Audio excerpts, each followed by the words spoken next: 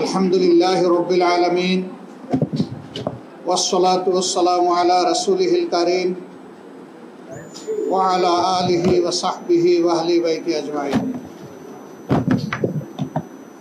বাংলাদেশ জামাত ইসলামের ষান্মাসিক কেন্দ্রীয় মজলিসে শুরার এই অধিবেশনে উপস্থিত সহকর্মী নেতৃবৃন্দ, মজলিসে শুরার সদস্য এবং সদস্যা ভাই ও বোনেরা, সাংবাদিক বন্ধুগণ, আমন্ত্রিত অতিথিবৃন্দ,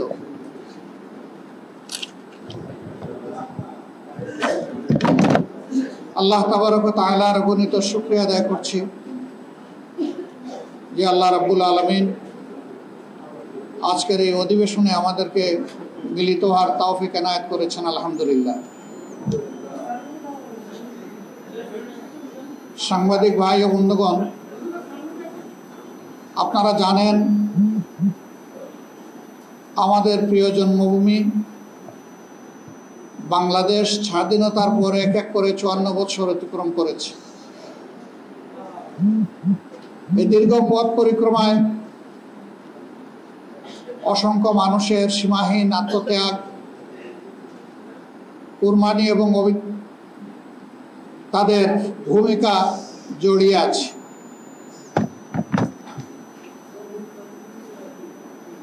প্রিয় বাংলাদেশকে আজকের এই অবস্থায় আসা পর্যন্ত দেশের অভিযাত্রায় যারা যেখানে যে অবদান রেখেছেন তাদের সকলের প্রতি আমরা গভীর কৃতজ্ঞতা জ্ঞাপন করছি। ৭১-এর মুক্তিযুদ্ধ থেকে শুরু করে ২৪-এর গণ অভ্যুত্থান পর্যন্ত এই দীর্ঘ পথ পরিক্রমায় বাংলাদেশের অনেক কিছু অর্জন করার ছিল, হয়তোবা তার কিছু অর্জিত হয়েছে, কিন্তু একটি স্বাধীন দেশের নাগরিক হিসাবে জনগণের যে প্রত্যাশা ছিল সেই প্রত্যাশার মূল জায়গাগুলোই আজকে অপূরণ থেকে গিয়েছে। প্রিয় দেশের বুকে আইনের শাসন প্রতিষ্ঠিত হয়নি, নাগরিকদের মানবাধিকার নিশ্চিত হয়নি, দেশের স্বাধীনতা এবং সার্বভৌমত্বকে যারা দেশ শাসন করেছেন তারা সেইভাবে হেফাজত করতে পারেননি। দফায় দফায় বিরোধী দল এবং মতকে দমন করতে গিয়ে সেখানে মানুষের সমস্ত অধিকারকে লঙ্ঘন করা হয়েছে, দমন করা হয়েছে। অত্যন্ত নির্মম কায়দায় স্বাধীন একটি দেশে ২৪-এ যা ঘটেছে তার সাক্ষী বাংলাদেশের আপামর জনগণ সহ গোটা বিশ্ববাসী। এর আগে যারা ক্ষমতায় ছিলেন তারা টানা ১৫ বৎসর এই দেশকে দুঃশাসন উপহার দিয়েছিলেন। পুরোটা সময় জুড়ে মানুষ দুঃস্বপ্নের মধ্যে বসবাস করেছে। হাজারো জীবনের বিনিময়ে অসংখ্য মানুষের পঙ্গুত্ব বরণ করা, জেল এবং জুলুমের স্টিম রুলার এই জাতির উপর চাপিয়ে দেওয়া হয়েছিল। জাতির বিচক্ষণ গর্বিত নেতৃবৃন্দকে প্রতিহিংসার বশবর্তী হয়ে কাউকে বিচারিকভাবে হত্যা করা হয়েছে, আবার কাউকে বিনা বিচারে হত্যা করা হয়েছে। গুমের সংস্কৃতিতে নতুন করে বাংলাদেশে আয়নাগরের দুষ্ট সংস্কৃতি সংযোজন করা হয়েছে। জায়গায় জায়গায় আয়নাগর ছিল, এ বাস্তবতা আজকে কেউ অস্বীকার করে না। ইতিমধ্যে জাতিসংঘের ফ্যাক্ট ফাইন্ডিং কমিটি এবং মানবাধিকার কমিশন তারা জুলাই এবং আগস্টে ঘটে যাওয়া ঘটনাবলীর ব্যাপারে একটা রিপোর্ট পেশ করেছে। এই রিপোর্টে বিগত সরকারকে স্পষ্টভাবে দায়ী করা হয়েছে। প্রিয় দেশবাসী, সাংবাদিক বন্ধুদের মাধ্যমে আমরা আপনাদেরকে জানাতে চাই যে আমরা সকলেই বর্তমানে একটা বিশেষ অবস্থায় জাতির একটি গুরুত্বপূর্ণ বাঁকে আমরা অবস্থান করছি। এই বাঁকটি সফলভাবে আমাদেরকে অতিক্রম করতে হবে ইনশাআল্লাহ। বিশেষ করে গত কয়েকদিন ধরে দেশে ঘটে যাওয়া অনেকগুলা ঘটনা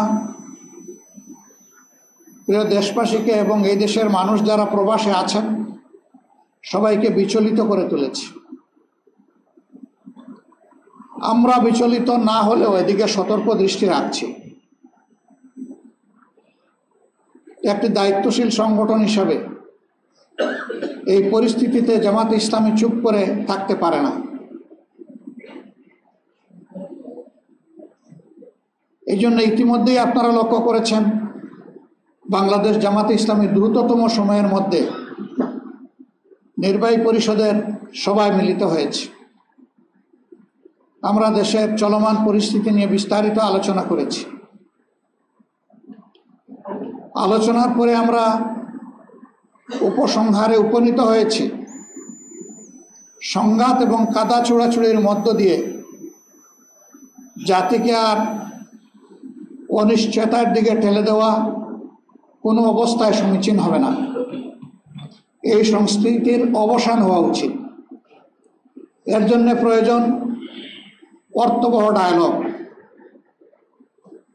এই দায়িত্বটা মূলত বর্তমান সরকারকেই নিতে হবে এবং তাদেরকে এই ডায়ালগের ব্যবস্থা করে দিতে হবে।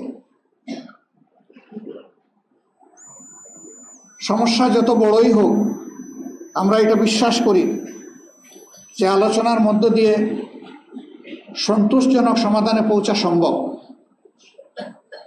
বাংলাদেশ জামাত ইসলামী তার নিজস্ব অবস্থান থেকে ইতিমধ্যে কতিপয় পদক্ষেপ গ্রহণ করেছে। প্রথমত, নির্বাহী পরিষদের বৈঠক থেকে আমরা অন্তর্বর্তীকালীন সরকারকে আহ্বান জানিয়েছি সর্বদলীয় বৈঠক আহ্বান করার জন্য। জাতীয় স্বার্থকে প্রাধান্য দিয়ে আমরা আশা করি সেই বৈঠকে ভালো কিছু বের হয়ে আসবে। অতীতেও আমরা লক্ষ্য করেছি এ ধরনের পরিস্থিতিতে দেশ এবং জনগণ যখন মুখোমুখি হয়েছে তখন ডায়ালগের এই উদ্যোগও সফল হয়েছে। আমরা আশাবাদী আলাপ আলোচনার মধ্য দিয়ে সকল সমস্যার সমাধান করা সম্ভব।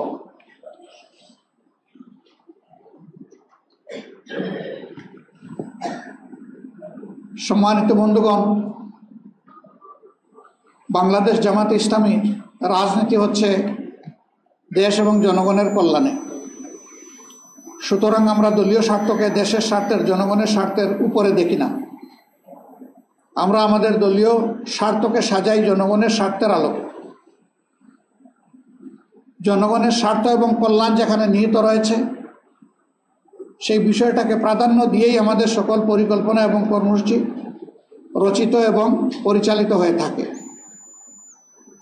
এই ক্ষেত্রেও আমরা বিভিন্ন দলের সাথে আমাদের দলের পক্ষ থেকে পারস্পরিক আলোচনার মাধ্যমে সন্তোষজনক সমাধানে পৌঁছার জন্য আমরা উদ্যোগ গ্রহণ করেছি এবং সেই উদ্যোগের আমরা ইতিবাচক কিছু ফলও দেখতে পাচ্ছি।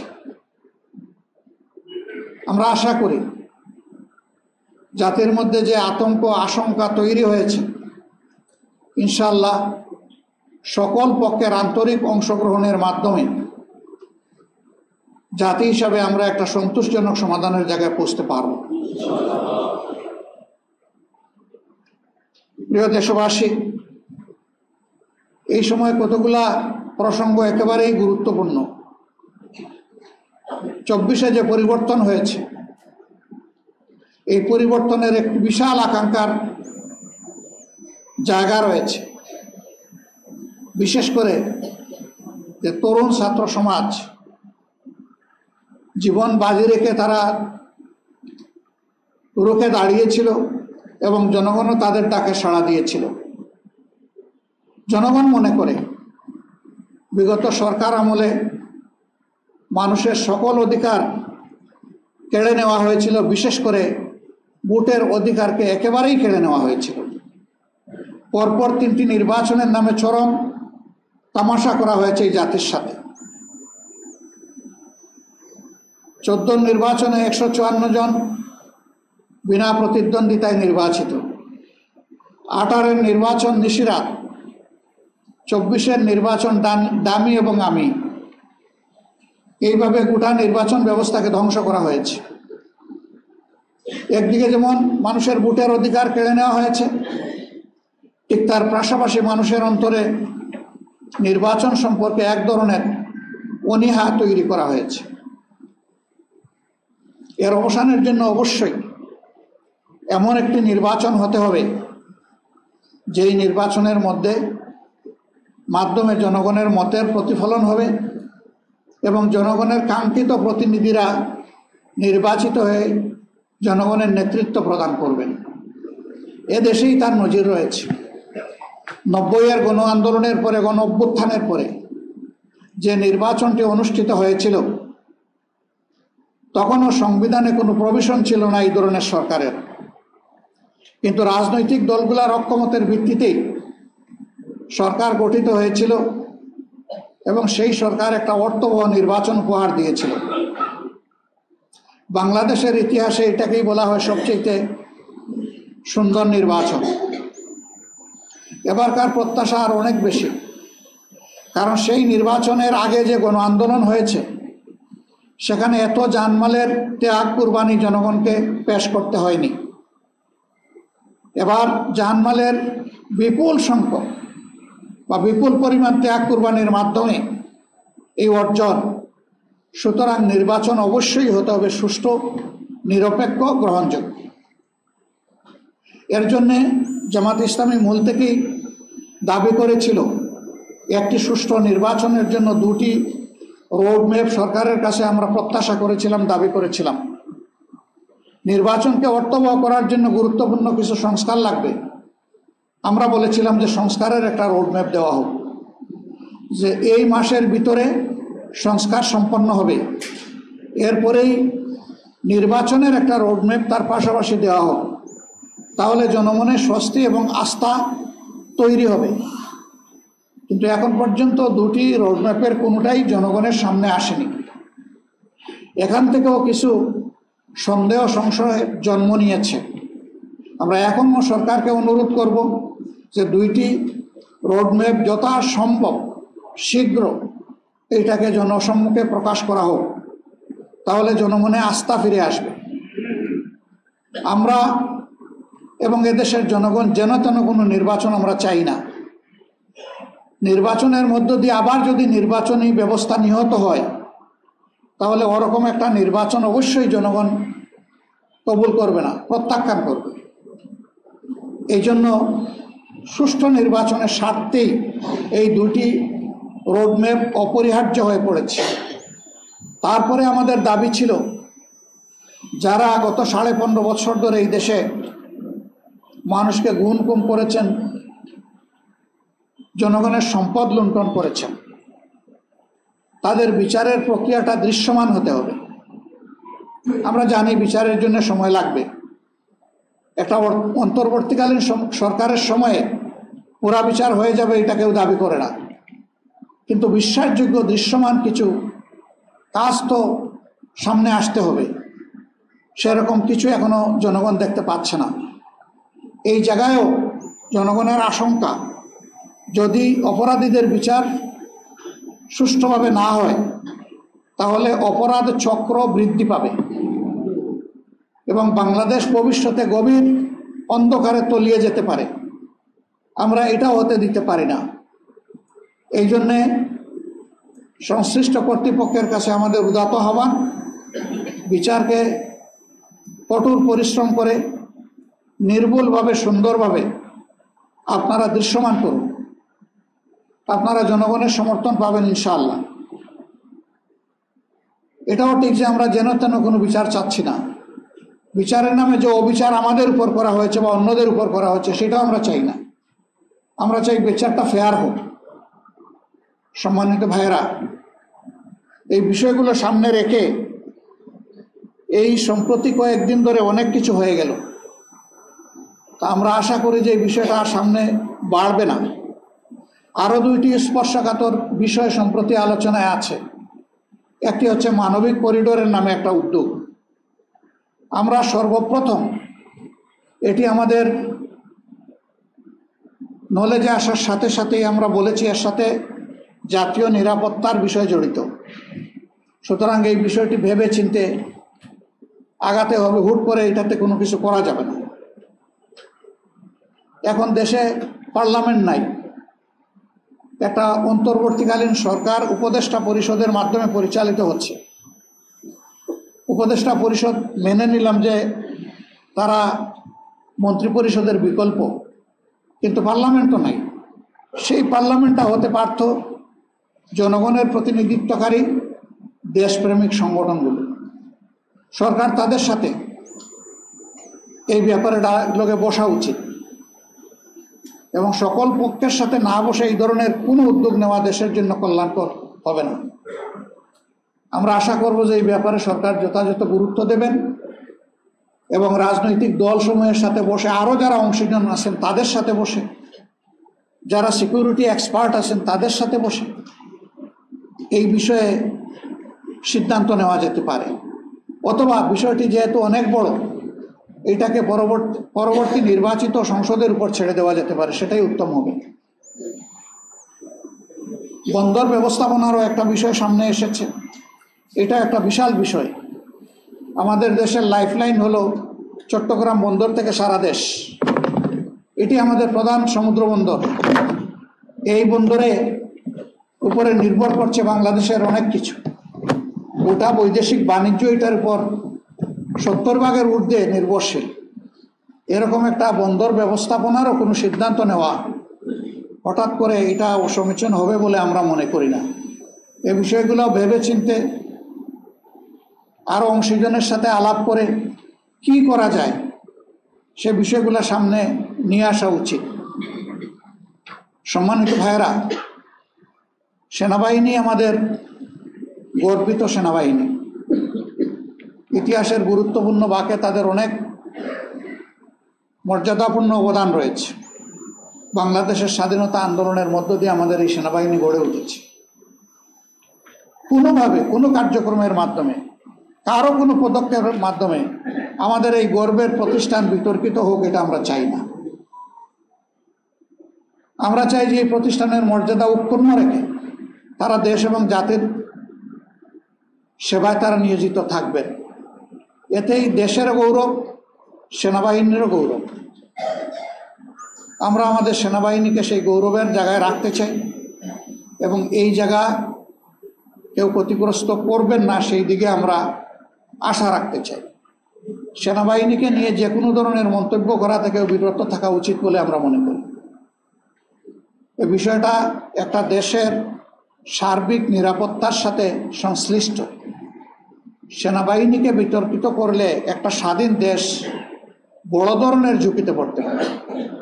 আমরা সেই সমূহ বিতর্ক থেকে আমাদের প্রিয় গর্বিত সেনাবাহিনীকে আমরা মুক্ত রাখতে চাই। আল্লাহ তাআলা এই কাজে আমাদের সকলকে সহযোগিতা করুন এবং যার যার জায়গা থেকে এই বিষয়টা উপলব্ধি করার তৌফিক আল্লাহ তাআলা আমাদেরকে দান করুন। সম্মানিত ভাইয়েরা, আজকে পরিবর্তনের 9 মাস অতিক্রান্ত হয়েছে। আমাদের প্রধান উপদেষ্টা বলেছেন, একাধিকবার বলেছেন, জাতীয় নির্বাচন তিনি এই বছরের ডিসেম্বর থেকে আগামী বছরের জুনের মধ্যে সম্পন্ন করতে চান। আমরা বারবার বলেছি, তাই তার এই কথার উপরে আমরা আস্থা রাখতে চাই এবং আস্থা রেখে এটার জন্য আমাদের বিবেচনায় সুইটেবল টাইম কি হতে পারে আমরা সেইটাও ফ্লেক্সিবলি বলেছি। আমরা তাকেও বাধ্য করতে চাই না। আমরা কেন বাধ্য করতে যাব? কারণ তিনি তো সকলদের দ্বারা সমর্থিত। আমরাই তো তাকে এই দায়িত্ব সবাই মিলে দিয়েছি, তিনি তো জোর করে নেননি আমাদের কাছ থেকে। তিনি তো আমাদের প্রতিপক্ষ না, তিনি এখন সরকারের অভিভাবক। এ দায়িত্ব সকল রাজনৈতিক দল এবং অংশীজন স্বেচ্ছায় আমরা তার উপর অর্পণ করেছি। আমাদের দায়িত্ব তাকে সহযোগিতা করা তার সার্বিক কাজে। আমরা আমাদের জানা মতো আমাদের পক্ষ থেকে আমরা কোনো ধরনের কোনো অসহযোগিতা করিনি, বরঞ্চ যতটুকু আমাদের যেখানে সম্ভব আমরা সেই সহযোগিতা করেছি। অন্যান্য রাজনৈতিক অংশীজনের প্রতি, সংগঠনগুলোর প্রতি আমরা আহ্বান জানাই যে এই সরকার যেহেতু আমাদের সকলের সরকার, আসুন আমরা সবাই মিলে তাকে সহযোগিতা করি। সবাই মিলে যদি সহযোগিতা করি আর সরকারও যদি স্বতঃস্ফূর্তভাবে আমাদের সহযোগিতা গ্রহণ করেন, তাহলে আমরা মনে করি যে সমস্যা যাই সামনে আসুক সমাধান তার অতি সহজ।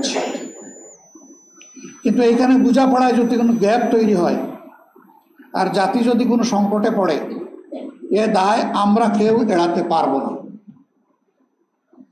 অতএব দায় সৃষ্টি হওয়ার আগেই সমাধানের পথে হাঁটাটাই হচ্ছে বুদ্ধিমানের কাজ, উত্তম কাজ। আমরা সরকার এবং রাজনৈতিক দলগুলোর প্রতি উদাত্ত আহ্বান জানাই যে পারস্পরিক সহযোগিতার মনোভাব নিয়ে আসুন প্রিয় দেশকে, জাতিকে আমরা আশাবাদী করি এবং সামনের দিকে এগিয়ে নিয়ে যাই। সম্মানিত সাংবাদিক বন্ধুগণ, আমাদের দেশটি দীর্ঘদিন মজলুম ছিল, কিন্তু আমরা বিশ্বের মানচিত্রের দিকে যদি তাকাই তাহলে আরও কিছু বেদনাদায়ক ঘটনা আমরা লক্ষ্য করি। ফিলিস্তিন দশকের পর দশক, গাজা বছরের পর বছর আজকে দারুণভাবে নির্যাতিত এবং নিষ্পেষিত। আমরা বিশ্ব সম্প্রদায়ের প্রতি আহ্বান জানাই যে আমরা যারা মানবাধিকারে বিশ্বাস করি, এই মানুষগুলোকে তাদের অধিকার নিয়ে সম্মানের সাথে বাঁচতে দিন। তার অধিকার যদি হরণ করেন তাহলে মানবাধিকারের কথা আমাদের মুখে মানায় না। এ পর্যন্ত যা ঘটেছে তার পুঙ্খানুপুঙ্খ তদন্ত হোক জাতিসংঘের মাধ্যমে, এবং যারা যেখানে যতটুকু সীমালঙ্ঘন করেছেন, অপরাধ করেছেন, তাদেরকে বিচারের আওতায় নেওয়া উচিত। যুদ্ধ বিরতি নয়, যুদ্ধ বন্ধ। আমাদের দাবি যুদ্ধ বিরতি নয়। বিরতির মানে এরপরে বিরতি দিয়ে আবার শুরু করে দেবে, এটাই হচ্ছে। আমরা যুদ্ধ বিরতি চাই না, আমরা যুদ্ধ বন্ধ চাই। কোনো যুদ্ধ না হোক। এটা বিশ্বসভার উদ্যোগেই, জাতিসংঘের উদ্যোগে, এটাও ডায়ালগের মাধ্যমে সকল সমাধান করা সম্ভব। বিশ্বের অধিকাংশ দেশ এখানে দ্বিরাষ্ট্রের থিওরিতে সমর্থন জানিয়েছে। সেটাকে যৌক্তিকভাবে আলোচনার মাধ্যমে সমাধানে পৌঁছা উচিত। তা না করে আবাল বৃদ্ধ বনিতা, শিশু এবং নারীদের লাশ এবং রক্ত দিয়ে গোটা গাজা এবং ফিলিস্তিনকে ভরে দেওয়া হবে, এটা মানব জাতির বিবেকবান অংশ হিসেবে আমরা মানতে পারি না, কখনো মেনে নেব না। আমরা দাবি করি যে এখন এগুলো বন্ধ হওয়া উচিত।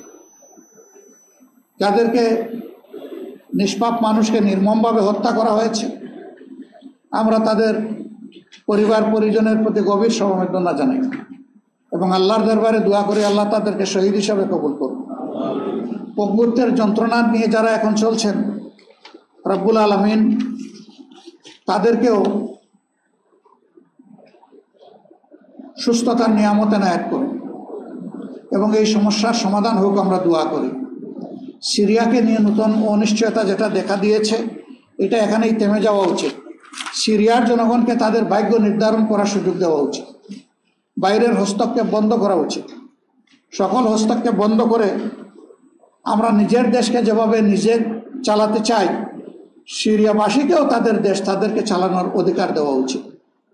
সেখানে যে কোনো ধরনের হস্তক্ষেপ আসলে অগ্রহণযোগ্য। আমাদের দেশ কয়েক দশক ধরে পার্শ্ববর্তী মায়ানমারের আরাকানে যারা এক সময় বংশ পরম্পরায় জন্মসূত্রে বসবাস করে সে দেশের নাগরিক ছিলেন, যুগের পর যুগ, এমনকি শতাব্দীর পর শতাব্দী অত্যন্ত নির্মমভাবে তাদের উপর কষাঘাত করে জোর করে বাংলাদেশে তাদেরকে ঠেলে দেওয়া হয়েছে। অসংখ্য মানুষকে খুন করা হয়েছে, মা বোনদেরকে বেইজ্জত করা হয়েছে, অসংখ্য মানুষের ঘর বাড়ি সহায় সম্পত্তি জ্বালিয়ে পুড়িয়ে কেড়ে নিয়ে তাদেরকে নিঃস্ব করে দেওয়া হয়েছে। এই সমস্যাটার অবশ্যই মানবিক যুক্তিপূর্ণ সমাধান হওয়া উচিত এবং আমরা মনে করি তাদেরকে তাদের নিজ দেশে মর্যাদার সাথে নিরাপত্তার সাথে ফিরিয়ে নেওয়ার মধ্যেই একমাত্র সমাধান নিহিত রয়েছে। বাংলাদেশের মতো একটা ছোট্ট দেশের বুকে তাদেরকে ধারণ করা যুগের পর যুগ আসলেই দেশের জন্য এটি একটি ঝুঁকির ব্যাপার। আমরা বিশ্ব সম্প্রদায়কে অনুরোধ করব, রিলিফের নামে যে সহযোগিতা দিচ্ছেন তার জন্য আমরা অভিনন্দন জানাই, কিন্তু এটা প্রকৃত কোনো সমাধান নয়। সমাধান হবে তাদেরকে তাদের দেশে গর্বের সাথে, সম্মানের সাথে এবং নিরাপত্তার সাথে ফিরিয়ে দেওয়ার ব্যবস্থা করা। আমরা এই ক্ষেত্রে বিশ্বের সকল শান্তিকামী রাষ্ট্রের আমরা সহযোগিতা প্রত্যাশা করি। সম্মানিত সাংবাদিক বন্ধুগণ এবং মজলিসে শুরার সদস্যবৃন্দ, বাংলাদেশ জামাতে ইসলামী একটি দায়িত্বপরায়ণ সংগঠন হিসাবে আমি আগেই বলেছি যে আমরা আমাদের সকল কর্মসূচি পরিকল্পনা জনকল্যাণের স্বার্থে নিয়ে থাকি। এই সময়টা বিশেষ করে আপনারা যারা এখানে এসেছেন, তৃণমূলের নেতৃত্ব আপনারা প্রদান করে থাকেন। পুরা সংগঠন এই সময় আমাদের প্রত্যেকটি সদস্য যেন দায়িত্বশীল আচরণ করেন, সেই দিকে সংগঠনকে খেয়াল রাখতে হবে। কোনো স্তরে আমাদের দ্বারা সমাজের সৌন্দর্য এবং শৃঙ্খলার কোনো হানি হয়, শান্তি বিনষ্ট হয়, আমাদের একজন সমর্থকও যেন সেই কাজে না জড়াতে পারে, সেই ব্যাপারে আমি আপনাদের সকলকে সতর্ক আন্তরিক দৃষ্টি রাখার জন্য অভিভাবক হিসাবে আপনারা অভিভাবক হয়েই দৃষ্টি রাখবেন, সেই প্রত্যাশা আপনাদের কাছে ব্যক্ত করি। সম্মানিত সহকর্মীবৃন্দ, বাংলাদেশকে জনপ্রত্যাশার জায়গায় পৌঁছে নেওয়ার জন্য আমাদের প্রিয় সংগঠনটি অনেক ত্যাগ স্বীকার করেছে। আরও ত্যাগ স্বীকারের জন্য আমাদেরকে প্রস্তুত থাকতে হবে। আমরা সব কিছুর বিনয়ে চাই আল্লাহ তাআলার দেওয়া বিধান, যে বিধান সমস্ত মানুষ নয়, সমস্ত সৃষ্টির কল্যাণে নাজিল করা হয়েছে, এই বিধানের মাধ্যমেই বাংলাদেশের আগামীর ফয়সালা হোক, সেটা আল্লাহর কাছে আমরা দোয়া করি। এই বিধানের আওতায় বাংলাদেশের প্রত্যেকটি নাগরিক, তিনি যে দল বা ধর্মের হোক না কেন, অবশ্যই তিনি নিরাপত্তা লাভ করবেন। জীবনের নিরাপত্তা, ইজ্জতের নিরাপত্তা, সম্পদের নিরাপত্তা, তার পাশাপাশি সকল মানবিক এবং নাগরিক অধিকার নিয়ে মর্যাদার সাথে এদেশে বসবাস করার অধিকার কেবল আল্লাহ তাআলার বিধানই মানুষকে নিশ্চিত করতে পারে। এই জন্যই আমাদের লড়াই, আমাদের সংগ্রাম, আমাদের চেষ্টা প্রচেষ্টা। আমরা শান্তিপূর্ণভাবে সমাজের এই রূপান্তর চাই। এই জন্যে দেশপ্রেমিক সকল শক্তির কাছে, ব্যক্তির কাছে আমাদের আকুল আবেদন, এই প্রক্রিয়ায় তারা যেন এগিয়ে এসে আমাদেরকে সহায়তা করে একটি দুর্নীতিমুক্ত মানবিক কল্যাণ রাষ্ট্র গড়ার কাজে তারাও যেন গর্বিত অংশীদার হন। এই জন্য জনগণের সমর্থন, ভালোবাসার পাশাপাশি আমরা প্রিয় জনগণের কাছে উত্তম পরামর্শ এবং আমাদের কাজের যৌক্তিক সমালোচনাও আমরা কামনা করি। এর মধ্য দিয়ে ইনশাআল্লাহ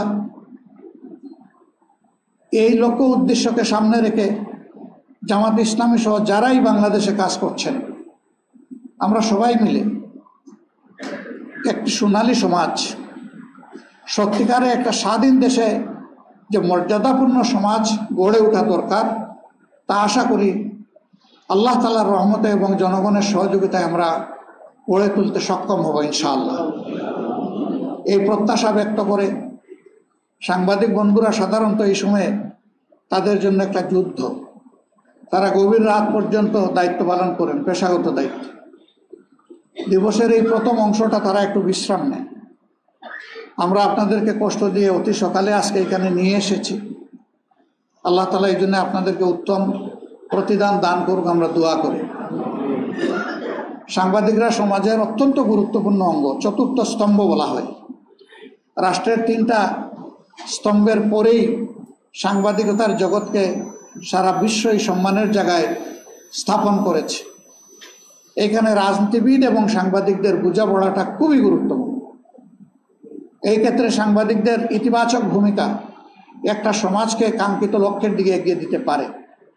আমরা আমাদের বন্ধুদের কাছে ইতিবাচক ভূমিকাই প্রত্যাশা করব এবং আপনাদের এই অভিযাত্রায় আমাদের যে কোনো ধরনের সমর্থন এবং সহযোগিতা অব্যাহত থাকবে ইনশাআল্লাহ। আমরা কালোকে কালো বলি, সাদাকে সাদা বলি, এইভাবে একটা সাদা সমাজ গঠনের জন্য আমরা সবাই ঐক্যবদ্ধ হই। আল্লাহ রাব্বুল আলামিন প্রিয় দেশকে সকল ধরনের ক্ষতির হাত থেকে রক্ষা করুন, সকল ধরনের ষড়যন্ত্রের কবল থেকে আল্লাহ হেফাজত করুন এবং মিলেমিশে উদার মন নিয়ে আমাদের সম্মানিত রাজনৈতিক দল এবং দলের নেতৃবৃন্দ আমরা সাথে যাতে দেশের স্বার্থকে সমুন্নত করতে পারি, দলীয় স্বার্থের ঊর্ধ্বে দেশের স্বার্থকে আমরা স্থান দিতে পারি, এই লক্ষ্যে আমরা যেন জাতীয় স্বার্থে এক হয়ে আগামীর দিনে পথ চলতে পারি। জাতীয় স্বার্থের জায়গায় যেন আমাদের মধ্যে কোনো বিভাজন না থাকে, সেই মহান পক্ষের আহ্বান জানিয়ে আমার উদ্বোধনী বক্তব্য এখানেই শেষ করছি। আল্লাহ হাফিজ। বাংলাদেশ জিন্দাবাদ, বাংলাদেশ জামাত ইসলামী জিন্দাবাদ।